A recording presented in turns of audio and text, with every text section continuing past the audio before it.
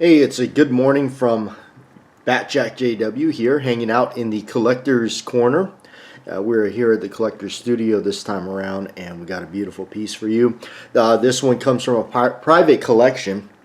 This fella has loaned us quite a few guns over time to photograph and get on tape here for you. And check it out. So this time we have it. We actually have had this before. But we wanted to really showcase it a little bit more and bring it out for you. It's a Colt Woodsman, the Woodsman as it says. That's Colt, no other.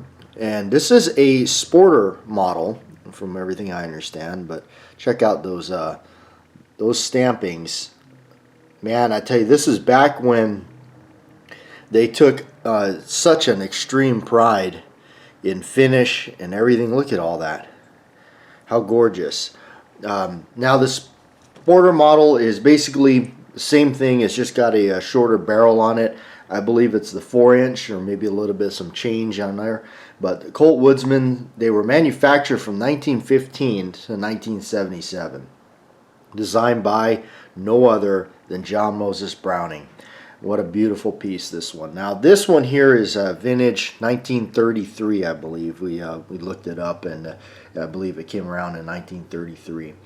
This is what they consider the first model, or first model style frame, because there was three different frame sizes that spanned over from basically that time 1915 to 1977. There was that was when they quit making these things. Now they've changed names over times. You'll see the Woodsman, the Challenger, the Huntsman. There was a bunch of different ones that changed it around. Now there's some that are really collectible. They call them the elephant ear grips, where they kind of come down a little bit. And I guess they look like elephant ears is what the collectors call them. So, but now this one, really something like this for me is really interesting, and I like the way it looks because it looks like a secret agent kind of thing. It just got that look. It's very the lines of the thing is just phenomenal. I love that. I really do. It does have, if I remember right, which we'll have to go in here. It's a heel release on the magazine. It's a two-tone magazine. See that? What that means is you can see there it's blued on the body for the most part, and right at the top it's left bare metal. Now, those are very common for vintage, old style, Colts and their 1911s and what have you. Now look at the grips. This one, it's not as old as where they had a little diamond on the screw. It's not that old, but it definitely sets it back. The other thing, the way these things come apart is very interesting. You pull the slide back, and then I'm not going to do this to this gentleman's gun, but you pull it back and you end up depressing that, and what that does is it captures the recoil spring in there, and you push it back into place, and that takes that off of there, and then you push in here up, and this whole unit will come out. And that way you can start removing the slide here and get at it from there and clean it up real good and everything. So really cool. It's a kind of a little bit of a process to take these things down. Also, if you're looking at them and everything, you got to be careful, and this is just from what I've read.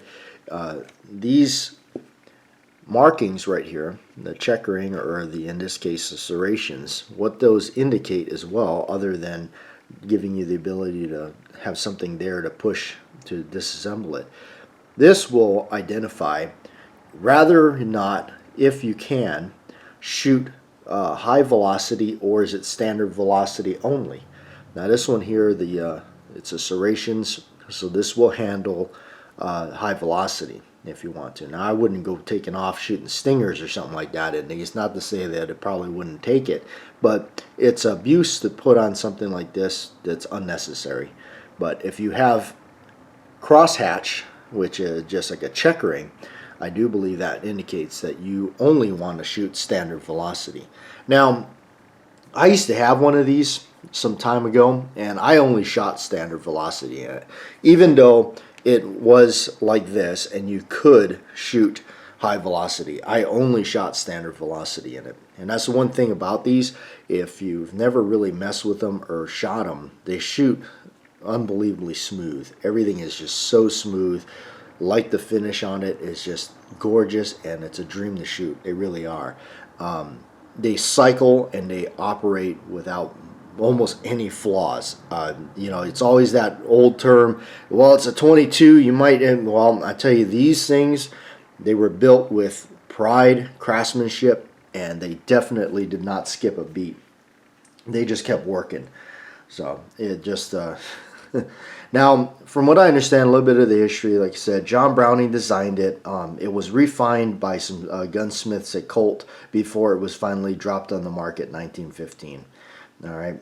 The development of the Woodsman, it was a short slide with no grip safety and no hammer, which is weird, you know. But no, with all the different variations of them, like I said, the first series from 1915 to 1941, and then they started to change some things and resume, you know, production on them and everything. 1948 to 55 would have been the second series. And then the third series would have been 55 to 77. They had different ones, matched targets, and all kinds of different styles. And even the military was using them, and they had plastic stocks on them and everything. So, but no, something this gorgeous, I tell you, you know, you can see even the stampings there. Unbelievable stuff. Again, what a cool piece to have, and that bluing. Is just gorgeous, isn't it? But anyway, I really enjoy this kind of stuff. I love just sitting here with you folks on Collector's Corner with a little coffee, and be it in the morning for you, maybe sometime during the afternoon, or maybe in the evening, or maybe in the wee hours of the morning that you may be tuning in to the Collector's Corner here in BATJAC JW channel. So, but anyway, we do appreciate that, and we do appreciate everybody checking it out, coming around, subscribing to the channel, and being around here. I mean, we'd never imagine it taking off this way, but we do thank you. We appreciate it a great deal. So, this one does have the fixed sight because it is the sporter model, being a shorter. It was more geared to campers and hikers and whatnot, so the sight here is not adjustable at all. Or the other, like the 6-inch barreled models and stuff, where the sight was adjustable. And of course the rear sight, and you have the little checkerings there. So, but this one here, like I said, from the gentleman that lent us to this, pretty much is, you could say, is in probably 95%, if not better, in condition, as far as there's not even holster wear on it or nothing like that. So what a beautiful piece to have here on Collector's Corner, and we definitely did not want to pass up the opportunity to again get this thing and check it out for you. It is we had done a video on it before, but we definitely wanted to get it here on Collector's Corner for you.